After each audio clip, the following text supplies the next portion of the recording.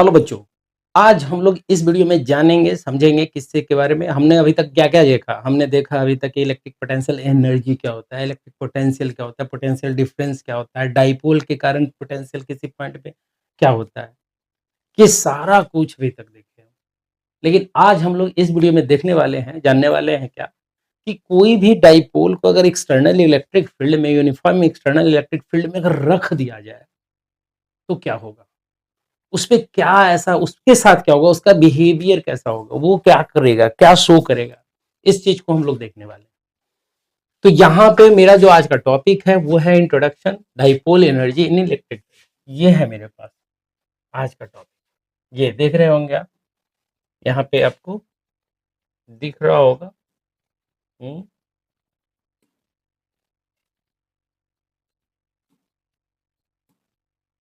ठीक है। तो ये मेरे पास आज का टॉपिक है। डाइपोल जो है वो एनर्जी कितना रखता है एक्सटर्नल फील्ड में, एक्सटर्नल इलेक्ट्रिक फील्ड में। यहाँ पे हम लोग इसी चीज को आज देखने वाले हैं। तो कहा यह गया कि अगर मान लो कि कोई इलेक्ट्रिक फील्ड, कोई इलेक्ट्रिक डाइपोल को एक्सटर्नल इलेक्ट्रिक फील्ड में रखते हैं, तो उस कंडीशन में उस डाइपोल का बिहेवियर कैसा होता है, वो डाइपोल करता क्या है। ठीक है। तो यहाँ से आपका कहा गया कि एक एनर्जी स्टोर करता है डाइपोल। एनर्जी किस तरह का स्टोर करेगा उसकी बात भी कर लेंगे। जैसे मान लो कि यहाँ पे हम ले लें, यहाँ पे ये है मेरे पास डाइपोल है। ठीक है, ये डाइपोल है। ठीक दिख रहा है।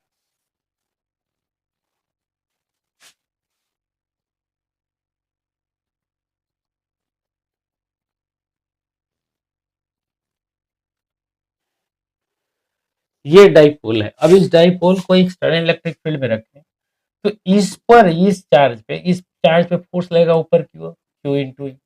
इस चार्ज पे नीचे की ओर लगेगा, क्यू इंटू ई। केवल अंतर क्या रहेगा, डायरेक्शन का। इसका डायरेक्शन और इस डायरेक्शन, यानी कि फोर्स जो लग रहा है F बराबर क्यू इंटू ई और F बराबर माइनस क्यू इंटू ई। ये माइनस साइन ये बता रहा है कि दोनों फोर्स के डायरेक्शन क्या रहेंगे, अपोजिट रहेंगे। लेकिन मैग्नीट्यूड क्या रहेगा, मैग्नीट्यूड तो सेम रहेगा। तो यही चीज यहाँ पे दिखाया गया है। अब ये जो हमारे पास आया, मुझे देखना है कि ये जो रोटेशन एक करेगा, इस एक्सिस, इस पॉइंट के लॉन्ग, जो इसका सेंटर अगर ओ है, तो इस ये बल ले लेते हैं 2 है, टोटल डिस्टेंस अगर ले लें, तो इसके लॉन्ग क्या करेगा, ये रोटेट करेगा, ये रोटेशन जनरेट करेगा। क्लियर है। तो यहाँ पे मेरे पास यही कहा गया कि यहाँ पे कहा यह गया कि भाई साहब, जब एनर्जी की बात करेंगे तो कहा ये जा रहा है कि potential energy of an electric dipole when placed in uniform external field, we will understand how the dipoles orientation मतलब रोटेशनल मोशन, ओरिएंट करेगा, मतलब कि अपने आप को किस तरह से एडजस्ट करते हैं, इक्विलिब्रियम को प्राप्त करना चाहेगा। वो चाहेगा कि हम इक्विलिब्रियम को अटेंड कर लें। ठीक है। और इक्विलिब्रियम को अटेंड करने के लिए, ठीक है,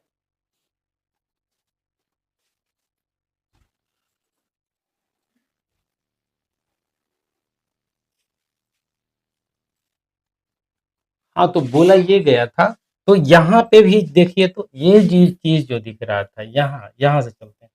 तो कहा uniform external dipole orientation determines its stored energy drive the fundamental expression and analyze key stable and unstable equilibrium condition crucial। अब ये आईआईटी और नीट के लिए बहुत ज्यादा इंपॉर्टेंट टॉपिक है, इसको हम लोग कवर करना है। ठीक है। तो यहां से हम लोग शुरुआत करें, तो यहाँ पे कहा गया, जैसा हम बोलते आए हैं कि what is electric dipole, you know very much. Electric dipole क्या है, एक सिस्टम है। ये पहले भी बता चुके हैं इलेक्ट्रिक डाइपोल क्या है, एक सिस्टम है। तो इलेक्ट्रिक डाइपोल का अगर डिफिनेशन पूछ दे, तो उस कंडीशन में मुझे कैसे बताना है डिफिनेशन, उसकी बात कर ले रहे हैं। तो इसकी ये क्या बोला गया इलेक्ट्रिक डाइपोल के बारे में।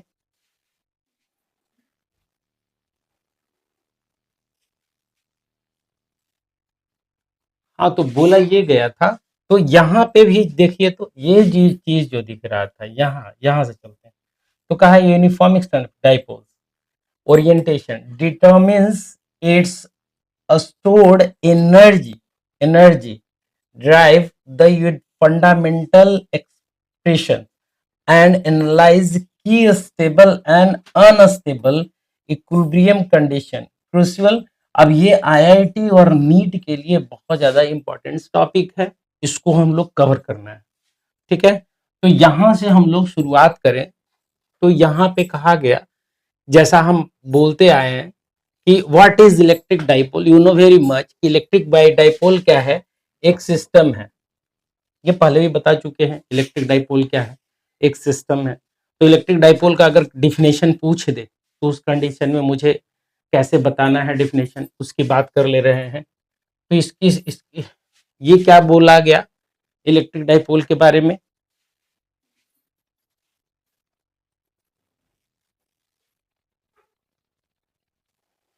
इलेक्ट्रिक डाइपोल के बारे में बोला गया कि इलेक्ट्रिक डाइपोल एक सिस्टम है, two equal and opposite point charge separated by a very small distance, typically denoted by 2a, line connecting the charge of dipole is called axis.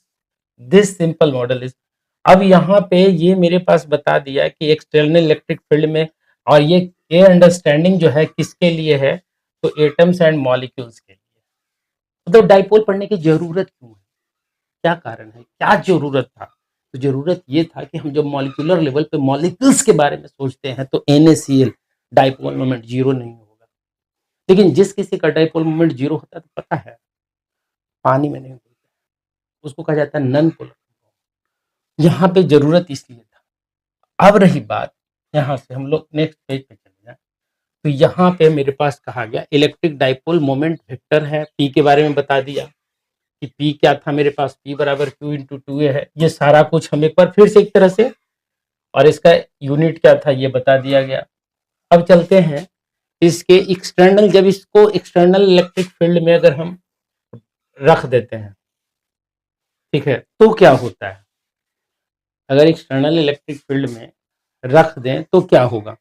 तो कहा यह गया कि इस पे एक फोर्स लगेगा। मान लो कि एक डाइपोल को रखें, तो डाइपोल पे फोर्स लगेगा इधर की ओर, क्योंकि इलेक्ट्रिक फील्ड ये है, तो कहीं इधर कोई कोई बड़ा सा इस तरह का कोई चार्ज होगा, एक्सटेंडेड चार्ज बॉडी, इसी में से ये इलेक्ट्रिक फील्ड निकल रहा होगा। तो ये पॉजिटिव है तो निगेटिव को अपनी ओर खींचेगा। तो वो कितना कुछ खींचेगा, किस फोर्स से, F बराबर क्यू इंटू ई, इस फोर्स से खींचेगा। और इसके इस पे खींचेगा तो ये बराबर क्यू इंटू ये। अब ये इस तरफ है, एक्स एक्सिस को कंसीडर करें कि ये एक्स एक्सिस का कहानी हो, ये इस तरह से हो, तो लग रहा है कि ये जो हो गया उसके लिए माइनस ले लिए और इसके लिए प्लस ले लिए। ठीक है, तो ये मेरे पास आया। अब चलते हैं नेक्स्ट पेज पे। तो टॉर्क निकाला गया, although the net force is zero, हमेशा जीरो होता है। यानी कि एक्सटर्नल इलेक्ट्रिक फील्ड जो होगा, नेट फोर्स जो होगा एक डाइपोल पे हमेशा जीरो होगा। यानी कहा, एक तुमसे क्वेश्चन पूछा जाएगा, when electric dipole is placed in the external electric field, then the force acts on the dipole will be what. तो विल बी व्हाट में चार ऑप्शन दे देगा, जीरो, जीरो से बड़ा, जीरो से छोटा, नन ऑफ दिस। तो याद रखिएगा हमेशा जीरो होता है, हमेशा जीरो होता है, समझे। तो अगर external electric dipole, external field में अगर कोई डाइपोल को रख दिया जाता है तो उसकी वैल्यू कितनी होती है, हमेशा टोटल फोर्स की वैल्यू कितनी होती है, जीरो। बट जीरो अगर फोर्स हो तो उस कंडीशन में आगे की कहानी क्या होगी। तो टॉर्क बराबर बोला गया, torque align the dipole moment vector P electric field, the magnitude of this torque is P बराबर Q into T, where theta is the angle between P and P, express this cross product. अब यहाँ पे इस चीज को, इस जो बोला है इसको समझते हैं। जैसे मान लो कि ये यहाँ पे ये है इलेक्ट्रिक फील्ड, ठीक है, ये है इलेक्ट्रिक फील्ड। अब यहाँ पे हम एक डाइपोल को रखें, यहाँ पे ले लेते हैं, यह है इलेक्ट्रिक फील्ड, एक डाइपोल को रखें, ये है मेरे पास एक डाइपोल, ठीक है, ये है। अब इस पे अगर हम चार्ज रखें -q, तो इस पे रख देते हैं +q, ये दोनों के बीच की डिस्टेंस कितना है 2a, ठीक है, ये है 2a। अब आप देखो कि ये मिड पॉइंट के अनुसार इधर की अगर फोर्स लगा Q इंटू ई और इधर की ओर फोर्स लगा Q इंटू ई, ठीक है, और ये पॉइंट O है, तो लग रहा है कि ये रोटेशनल मोशन को अटेंड कर लेगा और ये चाहेगा कि इक्विलिब्रियम अटेंड करे। और इक्विलिब्रियम कंडीशन क्या होगा, इक्विलिब्रियम कंडीशन क्या होगा, तो क्या होगा उसकी बात कर लें कि ये वाली कंडीशन जो होगी वो इक्विलिब्रियम कंडीशन कहलाएगी। देख लीजिए आप, यहाँ पे एक और फिगर बना रहे हैं, ये एक फिगर बना रहे हैं यहाँ पे जो कि बता रहा है इक्विलिब्रियम कंडीशन को, यहाँ और यहाँ, ये -q और ये +q, ठीक है, और यह हमारे पास जो हो गया डाइपोल मोमेंट का डायरेक्शन क्या हो गया, ये p का डायरेक्शन हो गया, डाइपोल मोमेंट का डायरेक्शन हो गया, इसी डायरेक्शन में होगा। इधर की ओर लग रहा है QE प्लस और इधर की ओर लग रहा है QE, ठीक है, ये फोर्स हो गया इधर इस डाइपोल पे, ये, और ये कंडीशन कहलाया इक्विलिब्रियम कंडीशन। यानी कि कोई डाइपोल अगर इक्विलिब्रियम कंडीशन में है, इट मींस कि angle between the electric field and dipole moment should be 0,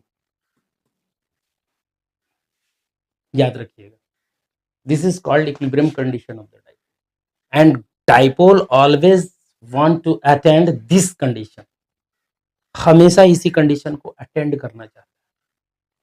अब मान लो कि ये अटेंड करना चाहता है और मुझे निकालना क्या है, मुझे निकालना है टॉर्क, ठीक है, एनर्जी कितना स्टोर हुआ है, इस पे एनर्जी कितना स्टोर हुआ है।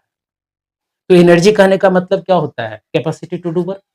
अरे मान लो कि ये डाइपोल है, ये, अब ये डाइपोल है, अगर मान ले रहे हैं कि ये डाइपोल है, ये इसका नेगेटिव है और ये इसका पॉजिटिव है, इलेक्ट्रिक फील्ड ऐसे जा रहा है, तो ये कंडीशन में रहेगा।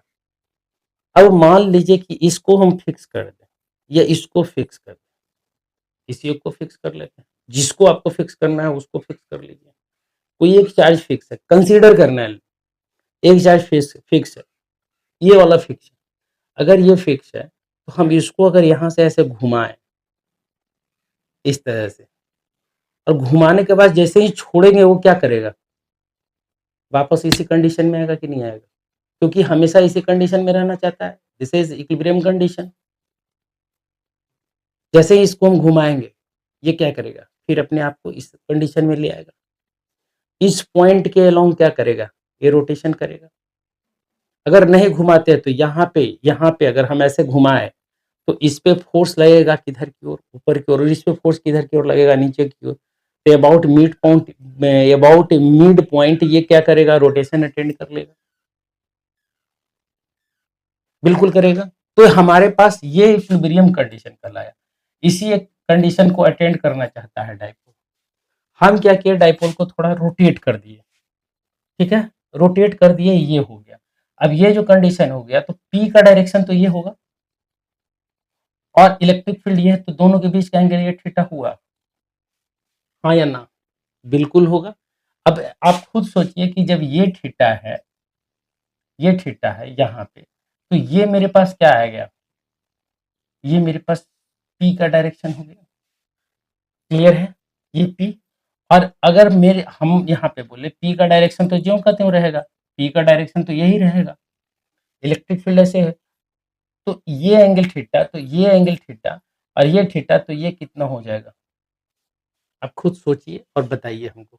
180 डिग्री माइनस थीटा होगा ये वाला एंगल, 180 डिग्री माइनस थीटा, ये वाली,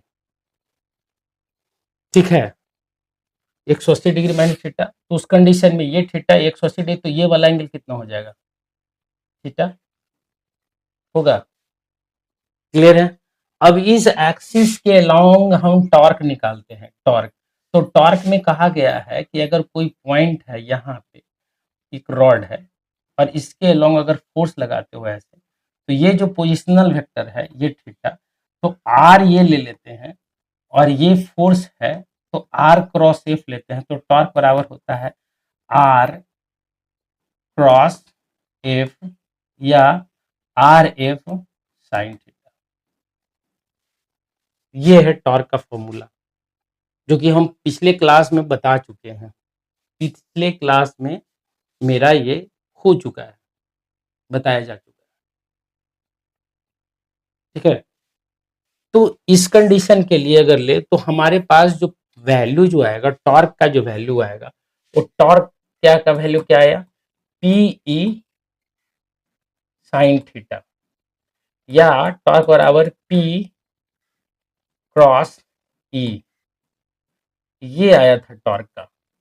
ये आप देख लीजिएगा, फर्स्ट चैप्टर में आप जाइएगा वहां पे तो आपको वीडियो मिलेगा, torque on dipole in external electric field. तो यहां से ये निकाल लिए। ठीक है, ये मेरे पास आ गया। अब चलते हैं हम यहाँ पे, देखिए यहाँ पे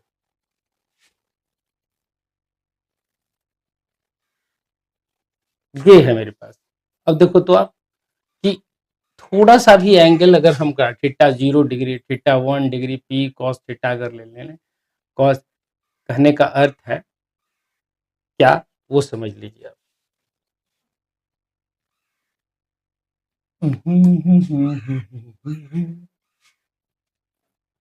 देखो ये जो कह रहा है वो क्या कह रहा है, यहां से कि जैसे ही इस डाइपोल को,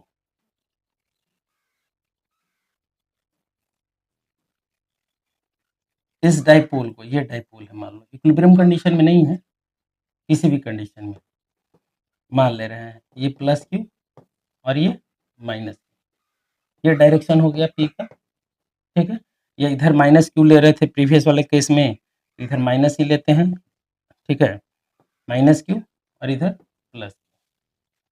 ठीक है, तो मेरे पास डाइपोल का डायरेक्शन किधर होगा, इधर की ओर हो जाएगा, डाइपोल मोमेंट का डायरेक्शन इधर, ये पी का डायरेक्शन हो गया। इस पे फोर्स नीचे की ओर लगा और इस पे फोर्स ऊपर की ओर लगा।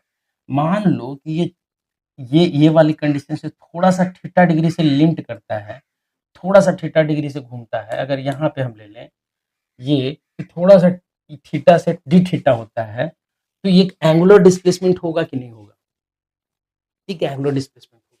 तो हम यहाँ पे लिख दें इसको कि if dipole is with angle of D theta, that is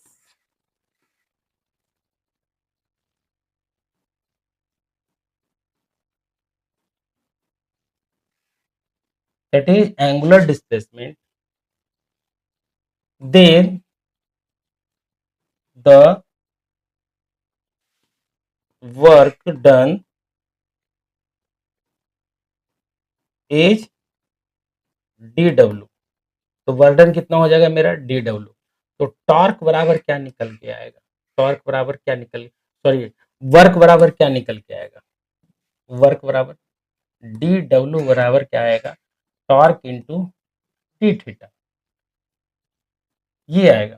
क्योंकि पता है मुझे कि जब लीनियर वेलोसिटी की बात करते थे लीनियर मोशन में, तो लीनियर मोशन में एफ इंटू एस होता था, और एस क्या था, वो था लीनियर डिस्प्लेसमेंट, एफ क्या था, फोर्स था। यहाँ पे है टॉर्क है और ये थीटा है, और ये छोटा सा वर्क डन हुआ डी डब्ल्यू, तो डी डब्ल्यू ले लेंगे।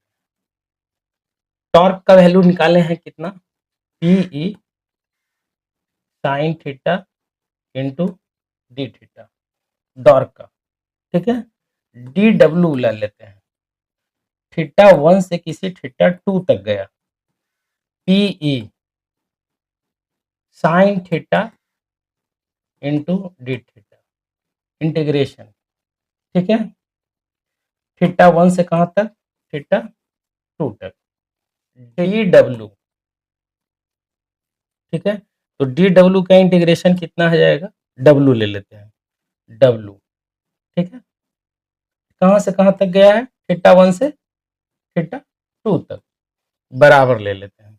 यहाँ पे ले लेते हैं क्या, आगे किए, पीई, साइन थीटा का इंटीग्रेशन होता है माइनस कॉस थीटा, कहाँ से कहाँ तक, थीटा 1 से किसी थीटा 2 तक।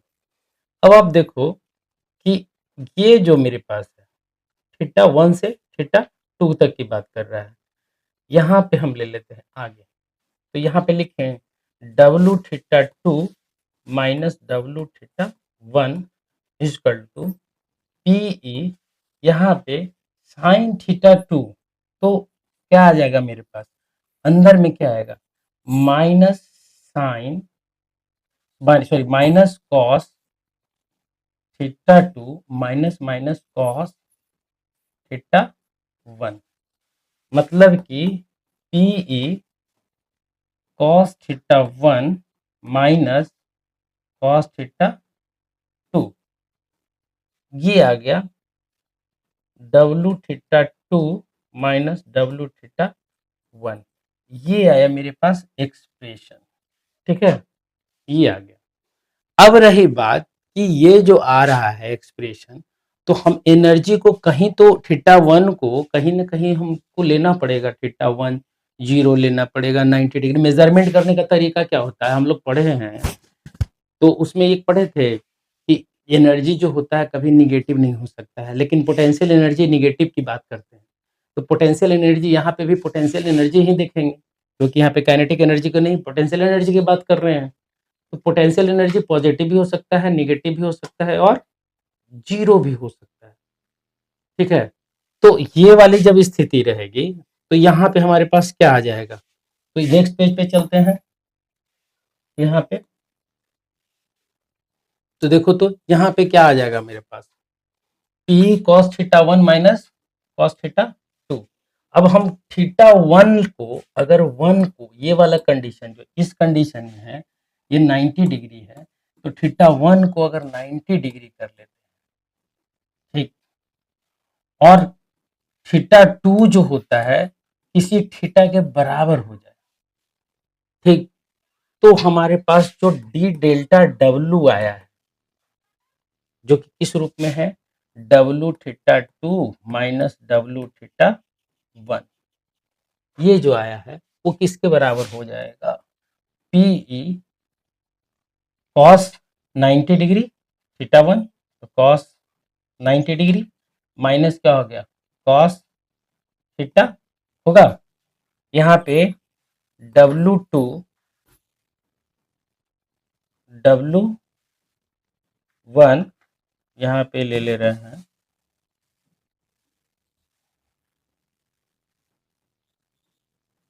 थीटा 1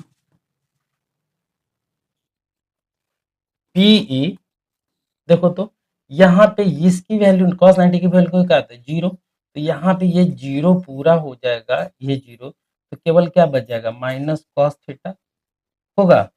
अब यहाँ से हम ले लें तो क्या आ जाएगा, ये W theta 2 minus W theta 1, ठीक, पीई, ये माइनस कॉस थीटा आ जाएगा। अब इस डेल ठीक आएगा, डेल इसको डेल्टा डब्लू करेगा, this work is equivalent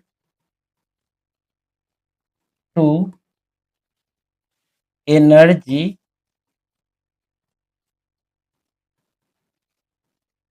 storage in the dipole as its potential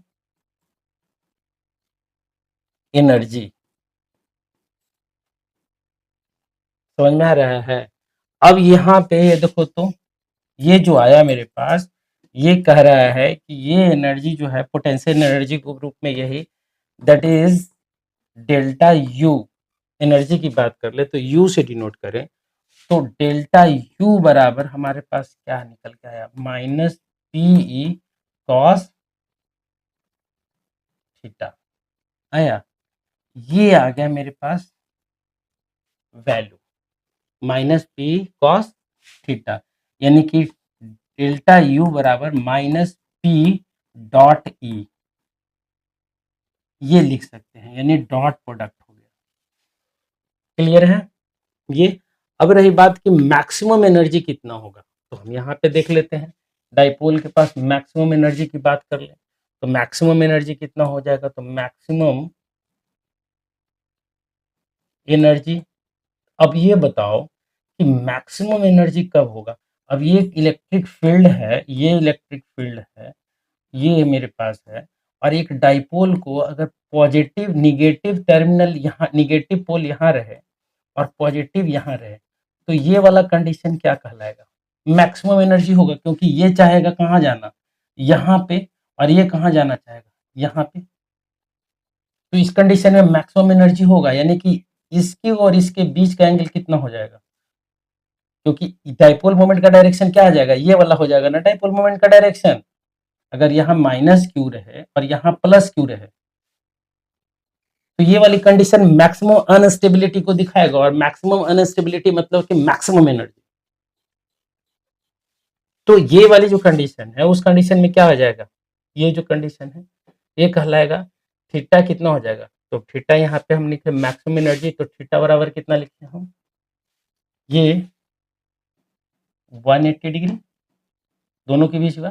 अब लिखते हो देखो तो, डेल्टा यू बराबर minus PE cos 180 degree, cos 180 degree, minus minus क्या हो जाएगा, माइनस पी इंटू -1 कितना हो जाएगा, पी, यानी मैक्सिमम एनर्जी कितना हो जाएगा एक डाइपोल के पास, पीई। ठीक है। और हम जब बात करते हैं मिनिमम एनर्जी की, मिनिमम एनर्जी, तो मिनिमम एनर्जी कितना हो जाएगा डाइपोल के पास, तो डाइपोल इक्विलिब्रियम में होगा, इक्विलिब्रियम में होगा मतलब कि थीटा का वैल्यू कितना हो जाएगा, 0 डिग्री, जाहिर सी बात है। तो डेल्टा यू बराबर कितना आ जाएगा, माइनस पीई कॉस 0 डिग्री, तो डेल्टा यू बराबर क्या निकल के आएगा, माइनस पीई, और ये क्या बता देगा आपको, ये बता देगा मिनिमम एनर्जी, यानी मैक्सिमम एनर्जी पी और minimum energy P, maximum energy P positive और ये निगेटिव हो गया मिनिमम एनर्जी। ठीक है, ये और ये वाली जो कंडीशन हो गया इसको माना गया है 0। ठीक है, ये यहाँ पे लिख दिए हैं हम, देख लीजिए, W2 बराबर यहाँ लिए थे, ये रेफर कर रहा था, this is absolutely potential energy, you theta के बारे में बता दिए। यहाँ से हमारे पास ये आ गया था, जो कि डेरिवेशन में हम कर चुके हैं, 90 डिग्री को कंसीडर किया थीटा 1। ठीक, रेफरेंस पॉइंट लिया गया, रेफरेंस एंगल लिया गया, बताया था कि कहीं का भी मेजरमेंट करते हैं, कोई मेजरमेंट करते हैं तो मेजरमेंट के लिए एक पॉइंट होता है, लेना होता है, जिसको कहते हैं हम लोग रेफरेंस पॉइंट, तो रेफरेंस पॉइंट ले लिए। फिर आगे चलते हैं, ये मेरे पास आया एनर्जी के बारे में। अब ये स्टेबल इक्विलिब्रियम देखो तो इलेक्ट्रिक फील्ड इस डायरेक्शन में, और डाइपोल मोमेंट का भी डायरेक्शन यही है, यही कंडीशन को क्या कहला गया, स्टेबल कंडीशन। और ये कहलाएगा हाईली अनस्टेबल कंडीशन, जब ये पॉजिटिव इधर आ जाए और नेगेटिव इधर चल जाए, तो डाइपोल मोमेंट का डायरेक्शन ये हो जाएगा, तो ये कहलाएगा, ये जो कहलाएगा maximum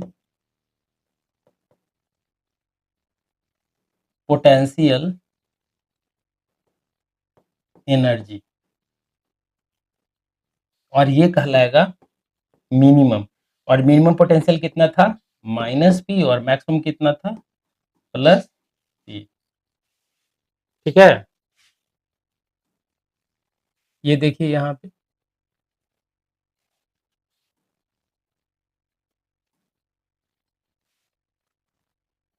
graph of potential energy and orientation graph ले लिया गया है, तो ग्राफ यहाँ पे क्विज में देख लीजिए, क्विज क्या है, ये है मेरे पास द इलेक्ट्रिक पोटेंशियल के बारे में कहा गया है कि पोटेंशियल, सिंपल सा लॉजिक है, एनर्जी मैक्सिमम कब होगा, मैक्सिमम की बात कर रहा है, maximum when the angle between the dipole P and electric field, तो पता है आपको कि ये वाली कंडीशन होगी।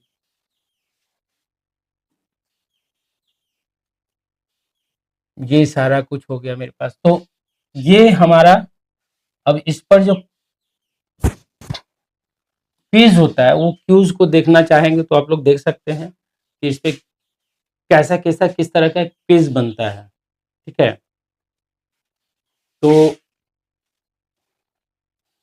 आगे हम लोग चलते हैं, इस पे देख लेते हैं कि किस तरह का क्विज है। अब बताओ, what is the formula for potential energy you of dipole moment P. तो पता है आपको कि एनर्जी बराबर पी क्रॉस ई तो होगा नहीं, ये वाला होगा, ये बताया जा चुका था पहले ही आपको। ठीक है, ये भी बताएगा मिनिमम एनर्जी कब होगा, तो मिनिमम एनर्जी कब होगा, ये 0 डिग्री होगा। ठीक है,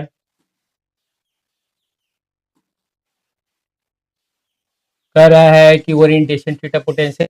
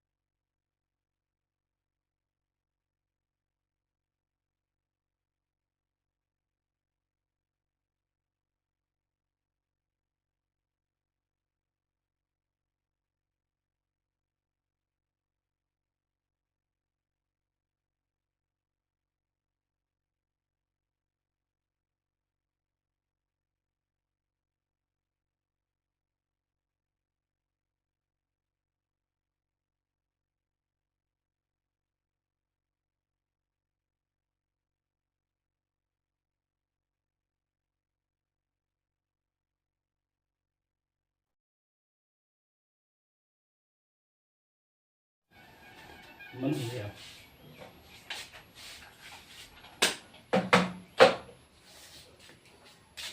बहुत काला काला नहीं दिख रहा।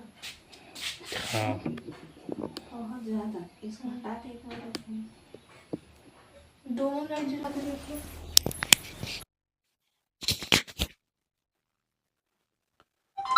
तो इस तरह से हम लोग देख लिए कि कैसे यहाँ पे पोटेंशियल एनर्जी ऑफ डाइपोल का ये सारा कुछ देख लिए। तो आज का वीडियो आपको कैसा लगा मुझे मेरे कमेंट सेक्शन में जरूर बताइएगा। डाइपोल को एक्सटर्नल फील्ड में अब अगर डालते हैं तो उसके पास एनर्जी कितना स्टोर हो जाता है, उसका एक्सप्रेशन क्या होता है, बोर्ड डायरेक्ट ये पूछता है। इससे क्वेश्चन रिलेटेड ऑब्जेक्टिव क्वेश्चन भी बनता है, उसको भी आप देख सकते हैं कि किस तरह का क्वेश्चन है आ रहा है बोर्ड में। क्योंकि मैं ये जो वीडियो बना रहा हूँ ये सोच करके कि आप लोगों को बोर्ड में हेल्प मिले, क्योंकि बोर्ड एक्सप्लेनेशन चाहता है। 32 पेज दिया जाता है भरने के लिए, उस 32 पेज में क्या भरना है आप खुद सोच लीजिए। तो आपके पास रीडिंग राइटिंग स्किल नहीं होगा तो आप बोर्ड में बहुत बुरा होने वाला है। तो राइटिंग स्किल को इनहेंस करने के लिए जरूरी है कि आपका जो एक्सप्लेनेशन का स्टैंडर्ड अच्छा होना चाहिए। तो आज के वीडियो के लिए बस इतना ही, फिर मिलते हैं कल।